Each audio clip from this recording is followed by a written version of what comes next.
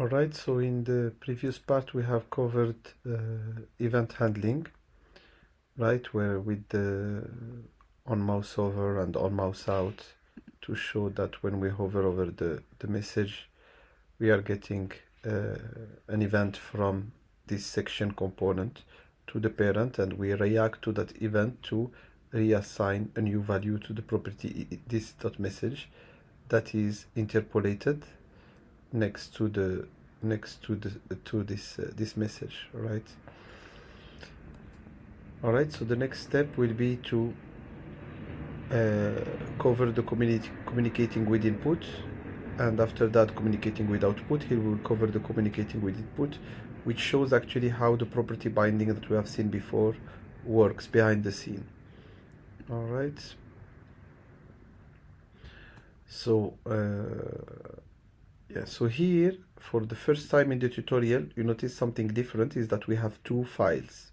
Okay, so we have seen two files, each one with a component. So we have seen that in the previous examples some cases where we have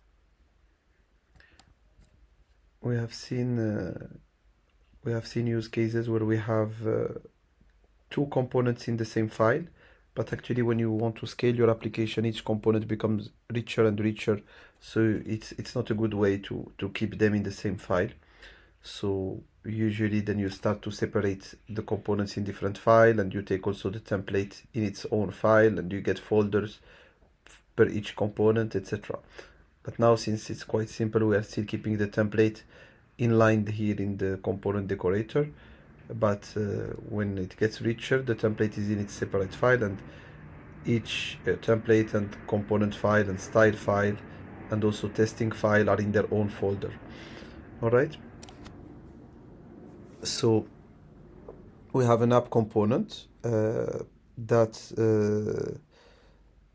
has its selector as we have seen before. It imports the user component and it declares the user component. So the app component is the bigger wrapper. Okay, so if I type test here, you should see that we should see test somewhere there.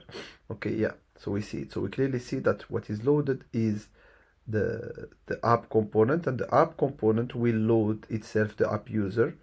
Okay, let's remove test, and what we see here, the user's name is coming most likely from the user component. Yeah, this is what we see indeed.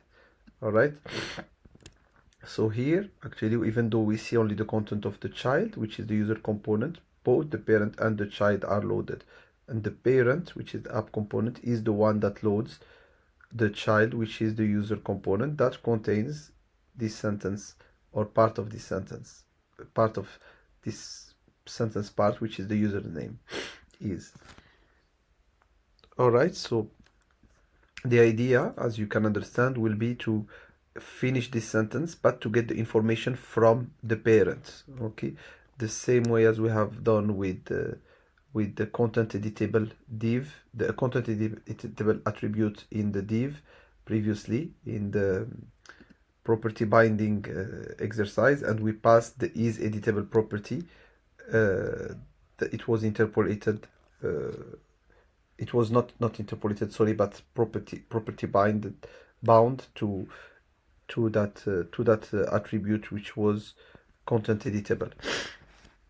Here we will want to pass it down, so you can consider the user component as the div. Okay, and the content editable attribute or input that was part of the div will be defined in the user component, and will pass the value from the parent using property binding.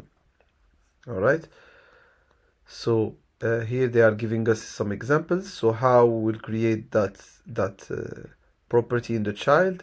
So it's using this syntax. So it's a simple TypeScript property of a class, but we precede it with the @input syntax. Okay, with the @input decorator, same as we were decorating the class with the @component decorator. All right, and in the parent, So we refer to the child using its selector, and then we have the attribute here that is linked to the input occupation, and then we can pass the occupation here, in this case Angular developer, from the parent to the child. Okay, then to display in the child that occupation, we use interpolation, okay, to display this property in the template. This we have seen it before. Perfect. So now let's start with our tutorial. So they are asking us to define a property called name in the child, which is user component. So that's what we were expecting to have a name property here. Perfect. And its initial value will be an empty string, so it will be type inferred to a string because we'll use the code. Okay, and they are asking us to interpolate it in the template. Perfect. So let's do this. Let's create a property name. Okay, and let's give it an initial value, which is an empty string. All right, and let's make this property an input, and we've seen the syntax in the previous example. We do it this way. All right, and let's interpolate the property in the template. So here, since it's empty, it will still show the username is and nothing. Okay, yeah. Now we want to pass the value from the parent. Okay, we want to pass the value from the parent, so we will go in the parent in its template, and they are asking us to use here, in this case, Simran, for example, as a value.